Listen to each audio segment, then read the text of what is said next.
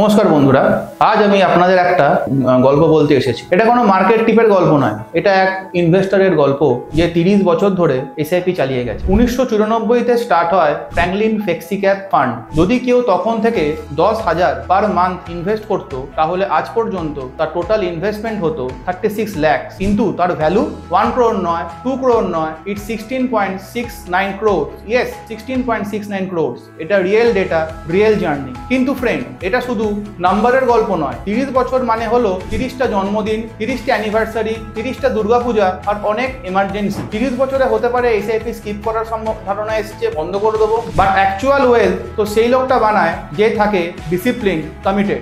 Market সময় সময় reward দেয়, কিন্তু ডিসিপ্লিন সব সময় রিওয়ার্ড দেয়। জানেন কি, ফ্র্যাঙ্কলিন ফ্লেক্সিক্যাপ ফান্ড এর এসআইপি প্রথম 3 বছরে নেগেটিভ রিটার্ন দিয়েছিল, কিন্তু এই ইনভেস্টার যদি ছেড়ে দিতেন তাহলে 15 কোটি কখনো দেখতে পারতেন না। 2008-এ ক্র্যাশ হলো, 2020-তে কোভিডের ঝড়ে ফান্ডের ভ্যালু পড়লো, কিন্তু যে লোকটা ধৈর্য রেখেছিল সে আজ কোটিপতি। আপনি যদি বলেন আমি তো সেফ ইনভেস্ট করতাম পিপিএফ এ, তাহলে 10,000 পার মান্থ দিয়ে 30 বছরে হয়তো 1.5 crore পেয়েছে। কিন্তু ফ্র্যাঙ্কলিন ফ্লেক্সিক্যাপ ফান্ডের এসআইপি তে হলো 16.69 crore।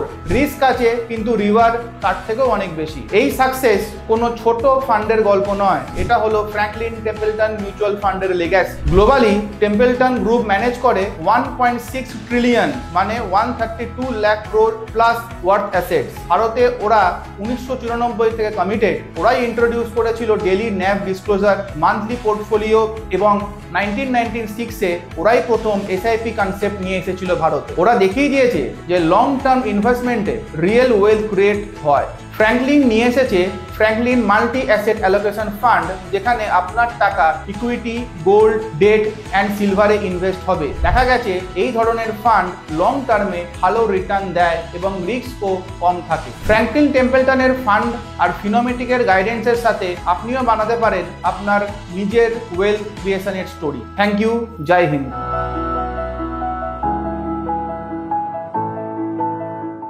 Fund investments are subject to market risk. Read all scheme-related documents carefully.